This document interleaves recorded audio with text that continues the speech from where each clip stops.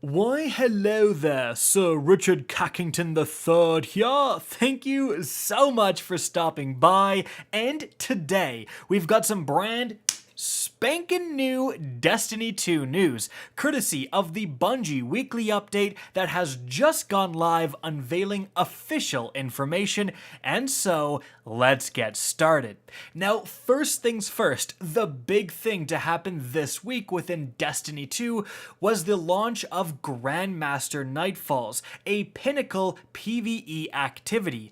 And overall, I've done a couple videos on GMs, but they are more rewarding than ever, especially due to the fact that they're also involved in dropping adept versions of Nightfall weapons as well as adept mods. It turns out these adept mod drops are uncapped, so if you're sitting there farming Grandmasters all day, you can get multiple adept mods which were previously locked behind going flawless within Trials of Osiris.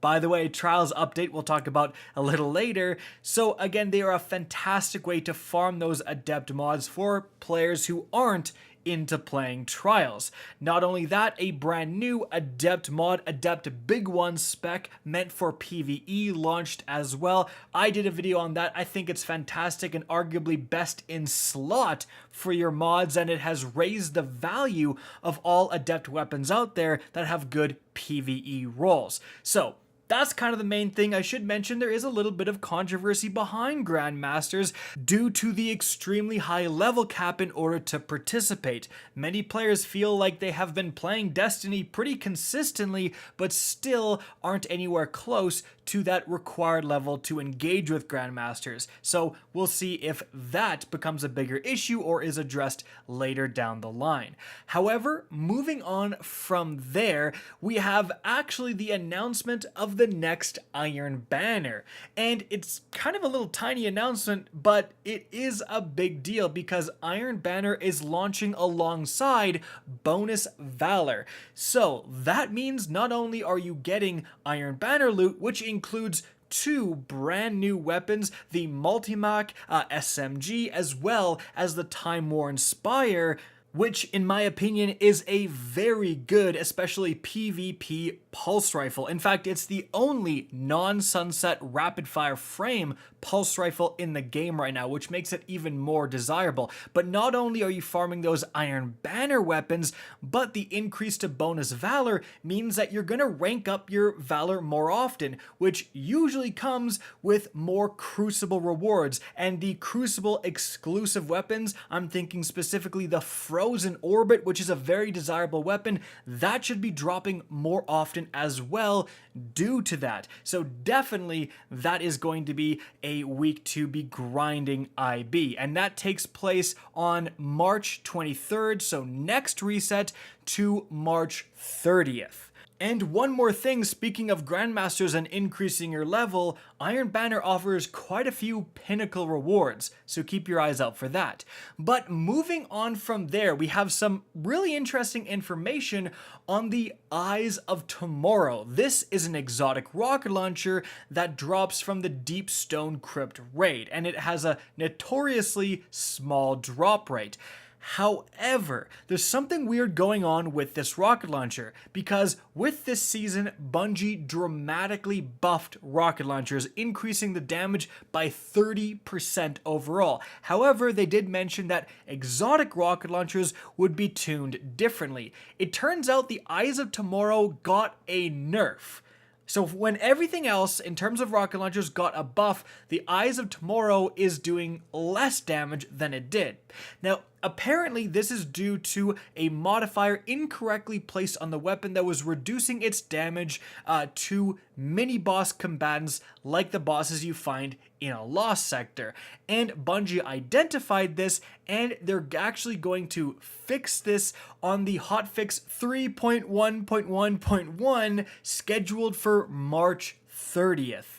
Also, there apparently was some reports of this doing less damage to raid bosses, but Bungie tested it and could not duplicate it, so that seems like just false anecdotal evidence. So that is actually a pretty big deal. The Eyes of Tomorrow is essentially getting a straight buff because it's fixing the damage reduction it's currently getting on March 30th. So if you haven't been using this thing, that is definitely the date to take it out of your vault, to put it back on and try it out again.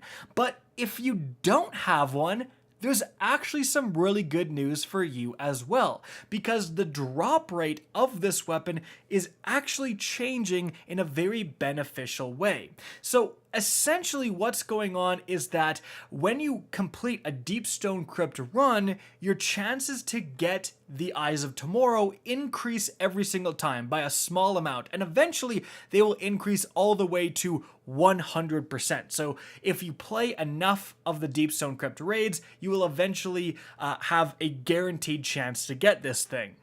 However, what was going on is that the chances were actually different depending on which character you did it on. Bungie wanted to make it account-wide, but I guess there was a bug where it would only count for the first character per week you did it on, and so your different characters had potentially different drop rates, which was very bizarre. And so the TLDR of this is that on that March 30th hotfix, it's also going to improve the drop rates to make it like your proper accumulated drop rate.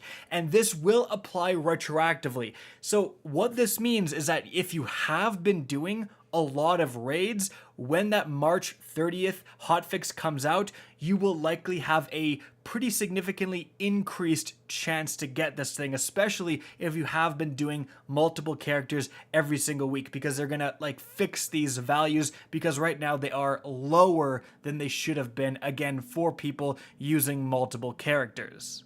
But moving on from there, we have some big news about Trials of Osiris. Now, this activity has actually been disabled for multiple weekends due to the fact that being able to rejoin within a Trials match enabled win trading, and there was a huge amount of people who got Trials flawless rewards without ever getting a single kill because they were just win trading the entire time. Bungie didn't like this, they disabled this, and there's been a lot of speculation as to when, if at all, this would come back. Well, here's the tweet from Bungie Help. It will be re-enabled at 10 a.m. Pacific on Friday, March 19th, which is tomorrow, but Fireteam rejoin functionality has been fully disabled in this activity through Destiny 2 update 3.1.1, but is expected to return in a future update. So essentially, they added the ability to rejoin, obviously for good purposes. If you would get error coded, you had the chance to rejoin your team and potentially get that W.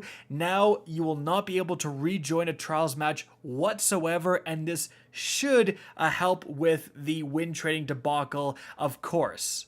Now, as for what the rewards are, we don't know just yet, but there has been a huge outcry from the community due to the fact that Trials has been disabled for so many weekends that the rewards should be doubled, at least for a period of time. Certainly, players have a lot of catching up to do, and there's questions as to whether there'll even be time in the rotation to have all of the Trials weapons featured as an Adept drop. So we're gonna really have to wait and see what Bungie does in that regard.